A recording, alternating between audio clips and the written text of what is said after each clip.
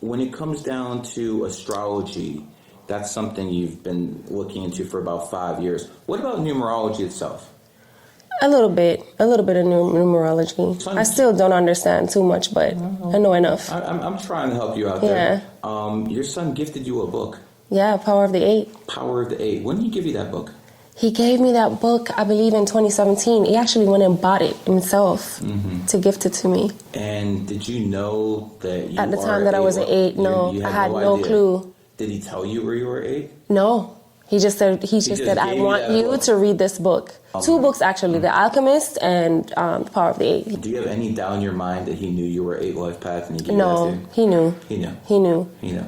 He would often say things that I, dismiss back then. Say things like, you have no idea who you are. You don't even understand the power, that you have. He would say stuff like that and I'd be looking like, you crazy dude. Yeah, like, what are you talking about? But he was big on, like, your name, like the power of your name, even. Okay, and your name is Cleopatra. Has that been your name since birth? Or they named you Cleopatra in Jamaica? Okay, can you show everyone your necklace? My necklace? Right there. So you have a snake watch. The reason I'm bringing that up is because the snake bit Cleopatra. Is that symbolic of why you wear that watch? No, not at all. It's just a coincidence. But nothing is coincidence. I don't believe in coincidences, right? Yeah. I used to always wear the hair too before I even understood that was her hair, and I did the wings on the eyes and all of that stuff just automatically. And I'm also very, very interested in everything Egypt. Have you ever been to Egypt? I've been. And I've been in an actual pyramid. How'd you feel in there? Amazing. I love Egypt. You go there often? No, I went once. I would want to go again. And how often do you go back home to Jamaica? Maybe twice a year. Twice a year? Okay. So the family still got roots down there and everything. Yeah. You and your son lived in Florida pretty much your whole life? We did. Did he do any traveling? I mean, I know he did. Not outside of the U.S. Okay. Is that something he wanted to do? He wanted to, yes. But he also hated flying. He hated it. Both of us, I don't know, maybe we died in a plane crash in our past life or something. There's definitely something there. Crazy phobia. Planes haven't been around that long, so I'm not sure the reincarnation cycle works, that closely. But maybe it's the fact that we're not in control? Yeah, sometimes when people are control freaks, they need to have control of everything. And was your son a control freak? He was, yeah. So it was his way or the highway, right? Yeah. Can you tell us, besides the numerology and astrology, is there anything else he tried to push on you that you said, yo, I'm not having it? Numerology, astrology, no. That was the only thing? That's it. He wanted me to understand who I am, who we are, why we're here.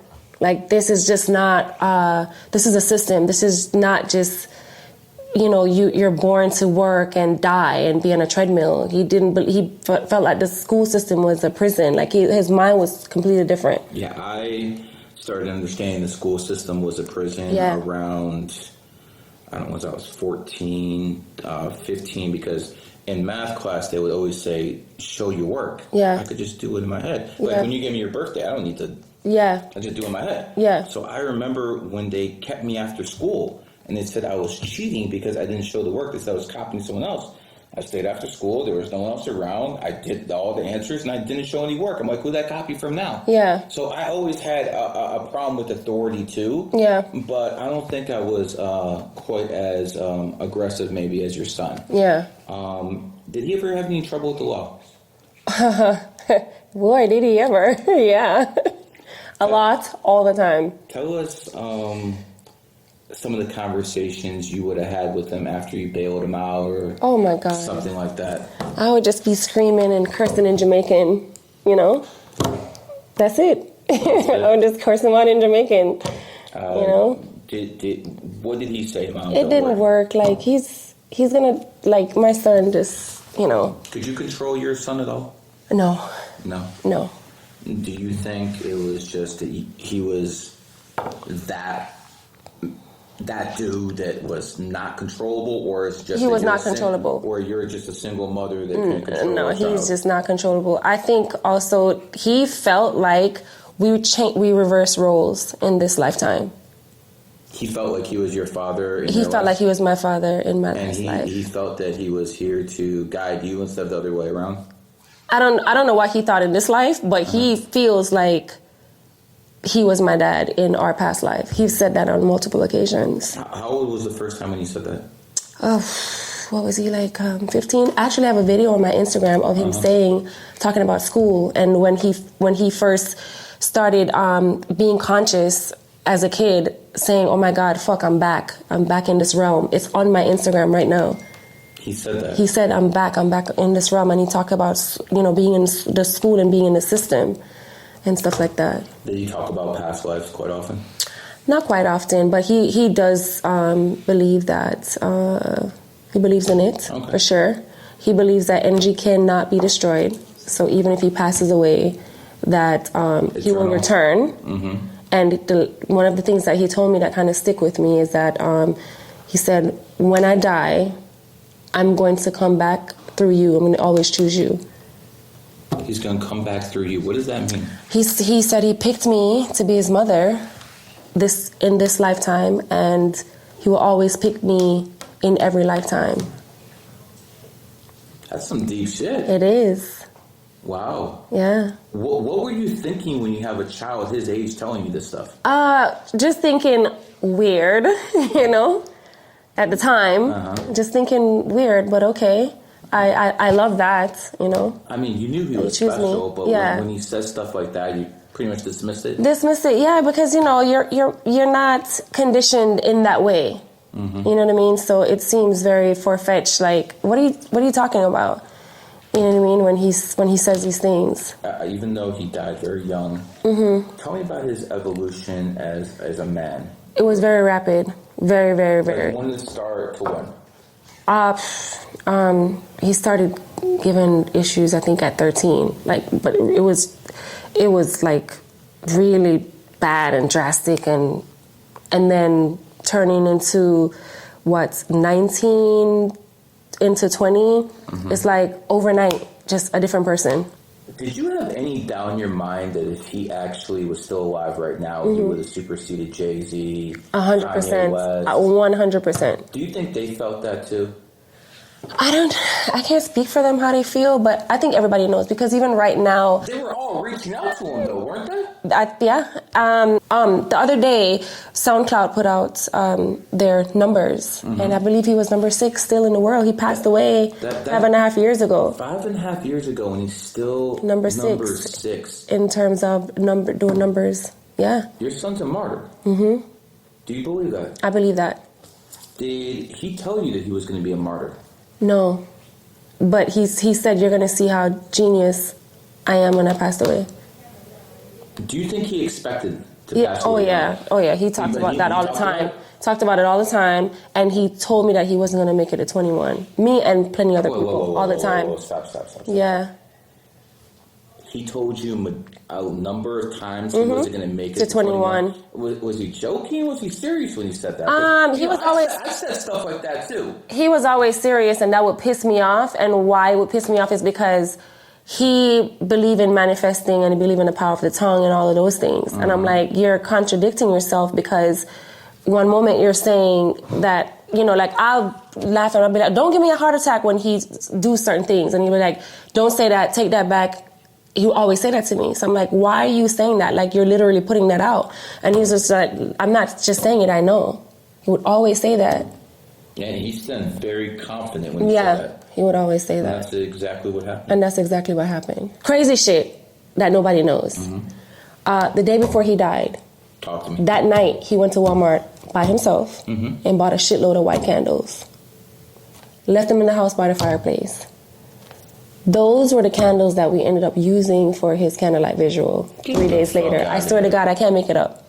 We actually have... How many candles? I don't remember the number, but it was a lot. It was a lot. He bought... Did he white ever candles. do anything like that before? Never. So he bought a whole bunch of candles. White candles. The day before he died. The night he bought it that night, he died the following day. That's why it had me like thinking like, was he threatened or did he know something that I didn't know, or he didn't want to tell me because he didn't want to scare me? It was weird because When you gave me the birthday, he died. And say it again. June 18th. 2018. I looked at that day, and based off the Illuminati, Babylonian Brotherhood, New World Order, whatever you want to call them, that's not usually the day they take people out. So he was not a industry sacrificer. I personally do not believe he was an industry sacrifice. Okay. I look at, when people like Michael Jackson, people, get taken out, and they usually have certain type of numbers around them, certain type of master numbers.